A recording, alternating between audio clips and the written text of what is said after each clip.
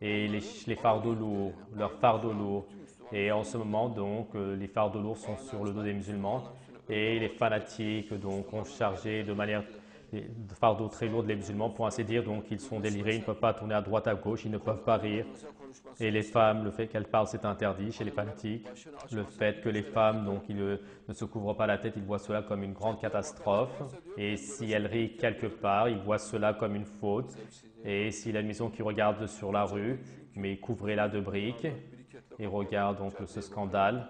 Imagine donc une rue et tous les bâtiments sont couverts de briques et ce qui reste à l'intérieur, c'est la femme. Et ils font cela donc rien qu'à cause de la femme. Ils disent si ce sont des hommes, ne faites pas cela. S'il y a donc un homme, donc s'il y a donc une maison qui regarde sur la rue, eux donc abondamment à l'air frais, ils boivent leur café, leur thé. Mais s'il y a une femme, ils disent couvrez donc avec des briques. Et il dit n'apprenez pas à écrire donc à la femme parce qu'elle écrivait donc une lettre à son amant. Regardez cet avilissement. Et cela, comme de la même manière que cela ne suffit pas donc qu'il donne de la valeur et il la voit comme un être potentiel qui peut faire donc des mauvaises choses et donc il a une expression de haine, c'est très effroyable. Et il dit donc si tu lui fais bien manger donc à sa femme, donc à la femme, elle trouvera de l'énergie, donc elle sortira dehors. Mais donc s'il la fait à manger, donc elle restera à la maison comme et ne lui faites pas mettre de jolis habits, donc des habits déchirés, décousus, pour qu'elle ne puisse pas sortir dehors. Et s'il y a donc des habits corrects, elle sortira dehors, disent-ils, et toute sa vie, donc dans une cellule, passe dans une cellule entourée de briques.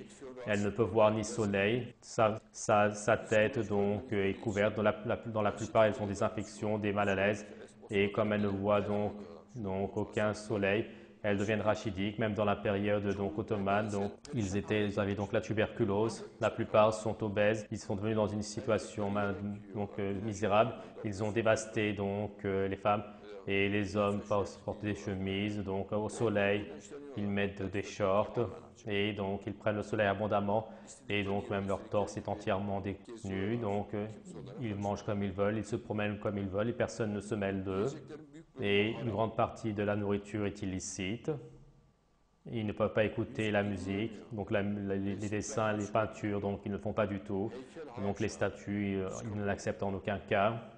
Et c'est une donc image grave. Et dans cette situation, ils veulent entrer dans l'Union européenne, mais comme c'est effroyable, et il dit que la femme, donc elle dit je l'apprécie beaucoup de toute manière, mais ils disent toi tu as un caractère donc de débauché, on ne sait pas ce que tu vas faire, donc il dit je vais donc mettre donc des briques, de là-bas tu regarderas les gens, et est-ce qu'on pourrait penser ainsi la femme, et donc soi-disant tu l'aimais, donc pourquoi est-ce que tu t'es marié alors?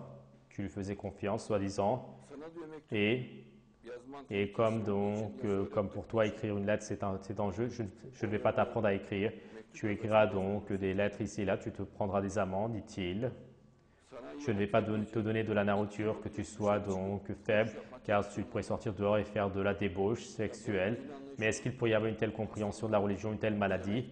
Et donc le Mahdi enlève toutes ces maladies et il donne la liberté aux femmes et aux hommes et avec les versets du Coran.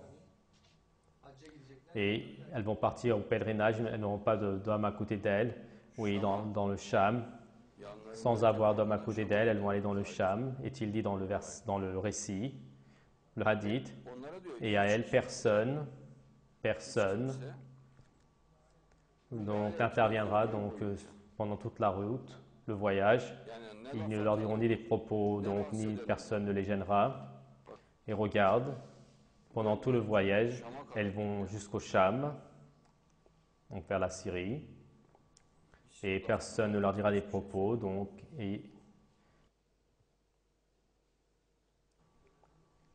et donc il enlève les chaînes sur eux, et sur eux ils ont des chaînes, et les chaînes ils les ont enroulées eux-mêmes, donc ce que j'explique ce sont les chaînes, et contre le fait de rire, et donc il lui attache sa bouche, contre le fait qu'elle voit, donc la rue, il met des briques, et donc le fait qu'elle mange dans la cuisine, il prend des précautions, et donc si la femme reste à la maison et que donc elle ne mange pas, donc il faut qu'il ferme les placards.